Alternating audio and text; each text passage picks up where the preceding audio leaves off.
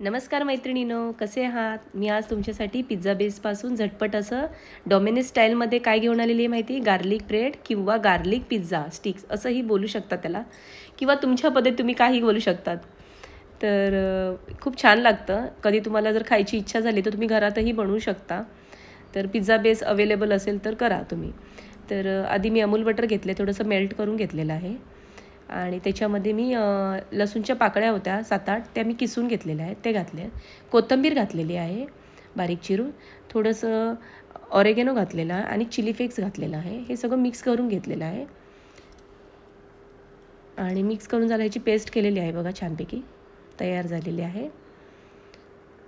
आणि मी एक pizza base घेऊन त्याला हे सगळं बॅटर लावलेलं आहे. सगळ्या बाजूनी लावायचं आहे बघा. हे आता मी लावून घेतलेलं आहे. आता माझ्याकडे चीज स्प्रेड होतं थोडंसं, तर मी ते लावलेलं आहे. थोडंसं तुमच्याकडे असेल तर लावा, नसेल तरी चालेल. थोडंसंच लावलेलं आहे मी, जास्त लावलेलं नाही आहे. आणि मी आता चीज घातलेलं आहे वरून. माझ्याकडे चीज क्यूब्स होते, ते मी घातलेले आहे. तुमच्याकडे असलं तर मोजरेला चीज असेल तर नक्की वापरा, त्याने अजून छान लागतं. आणि हे स्वीट कॉर्न्स घातलेले आहेत, मक्याचे दाणे. आणि वरती अजून एक पिझ्झा बेस लावून त्याला हे जे बॅकीचं बॅटर होतं ते लावून घेतलेलं आहे मी सगळं. आणि बघा छानपैकी असं लावून घेतलेलं आहे. आता ह्याला मी कटिंग केलं स्टिक्स स्टाईलमध्ये बघा, असं छान झालेलं आहे.